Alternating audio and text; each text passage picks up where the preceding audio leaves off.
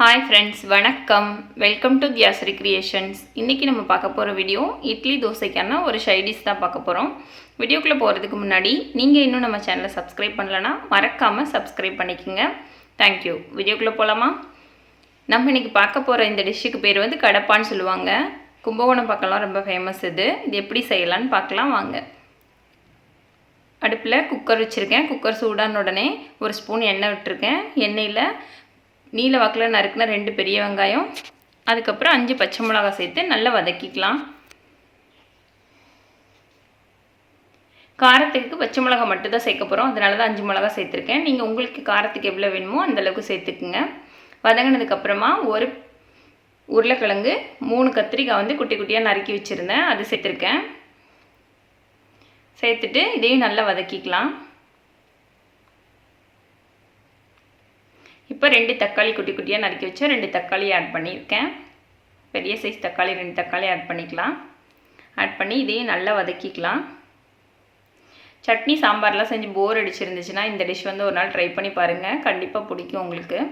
இந்த அளவுக்கு வதங்கினதுக்கப்புறமா தேவையான அளவு பாசிப்பருப்பு சேர்த்துக்கலாம். உங்களுக்கு எந்த அளவுக்கு வேணுமோ அந்தளவுக்கு நீங்கள் பாசிப்பருப்பு சேர்த்துக்குங்க. இதோட கொஞ்சம் துவரம் பருப்பு கூட சேர்த்துக்கலாம். சேர்த்துக்கிட்டிங்கன்னா நல்லா திக்காக நல்லாயிருக்கும். நான் பாசிப்பருப்பு மட்டும் தான் சேர்த்துருக்கேன். சேர்த்துட்டு இந்த டிஷ்ஷுக்கு தேவையான அளவு உப்பு சேர்த்துக்கலாம். சேர்த்துட்டு தண்ணி ஊற்றி இப்போ விசில் வைக்க போகிறோம். 3 to 4 விசில் வச்சோன்னா கரெக்டாக இருக்கும். விசில் வச்சாச்சு.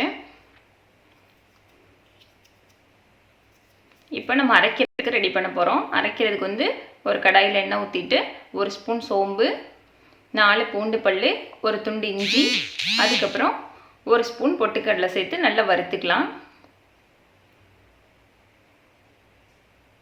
நல்லா வறுத்துட்டு அதுக்கப்புறம் நம்ம தேங்காய் சேர்த்துக்கலாம். துருவின தேங்காய் ஒரு 2 டேபிள் ஸ்பூன் அளவு சேர்த்துருக்கேன். சேர்த்து இதையும் நல்லா எண்ணெயிலேயே நல்லா வதக்கிக்கலாம்.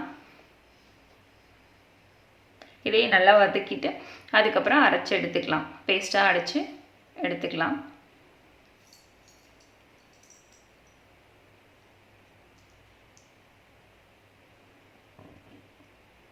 இந்தளவுக்கு வதங்கணும் பாருங்கள். இந்தளவுக்கு வதங்கினதுக்கப்புறம் ஆற வச்சிடலாம். ஆறினதுக்கப்புறம் பேஸ்ட்டாக அரைச்சிக்க போகிறோம். பேஸ்ட்டாக அரைச்சி வச்சாச்சு. இப்போ வந்து காயெல்லாம் எப்படி வெந்திருக்குன்னு பார்க்கலாம். 4 விசில் விட்டு நான் நல்லா வெந்திருக்கு பாருங்கள். இந்தளவுக்கு வெந்திருக்கணும். வெந்திருந்தால் தான் மசிக்கிற கரெக்டாக இருக்கும். நல்லா மசிச்சு விடுங்க. கரண்டி வச்சு மசிச்சிங்கனாலே மசிச்சிரும். நீங்கள் மத்து வச்சு கூட நல்லா மசிச்சு விட்டுக்கலாம். இந்தளவுக்கு மசிச்சுக்கணும். மசிச்சுட்டு அதுக்கப்புறம் நம்ம பேஸ்ட்டாக அரைச்சி வச்சுருக்க தேங்காய் வந்து ஆட் பண்ணிக்கலாம். ஆட் பண்ணிவிட்டு சும்மா ஒரு கொதி விட்டால் போதும், ரொம்ப நேரம் கொதிக்க விட வேண்டாம். இந்தளவுக்கு தண்ணி சேர்த்துங்க. உங்களுக்கு எந்த அளவுக்கு தண்ணி வேணுமோ அந்தளவுக்கு தண்ணி வந்து இந்த ஸ்டேஜில் சேர்த்துக்குங்க. சேர்த்துட்டு உப்பெல்லாம் செக் பண்ணிவிட்டு உப்பு வேணும்னா போட்டுக்குங்க. போட்டுட்டு ஒரு கொதி வச்சிடலாம். நல்லா கொதிச்சிருச்சு. இப்போ நம்ம தாளித்து கொட்ட போகிறோம். தாளிக்கிறதுக்கு 1 ஸ்பூன் எண்ணெய் ஊற்றிருக்கேன். எண்ணெய் ஊற்றிட்டு ஒரு துண்டு பட்டை, 4 கிராம்பு சேர்த்து நல்லா பொரிஞ்சதுக்கப்புறமா ஒரு கொத்து கருவேப்பிலை சேர்த்து தாளிச்சிடலாம். தாளித்து கொட்டியாச்சு. இப்போ டேஸ்டியான கடப்பா ரெடி ஆகிடுச்சு. உங்களுக்கு இந்த வீடியோ பிடிச்சிருக்குன்னு நினைக்கிறேன். வீடியோ பிடிச்சிருந்தா லைக் பண்ணுங்கள், ஷேர் பண்ணுங்கள், கமெண்ட் பண்ணுங்கள். மறக்காமல் நம்ம சேனலை சப்ஸ்கிரைப் பண்ணுங்கள். தேங்க்ஸ் ஃபார் வாட்சிங்.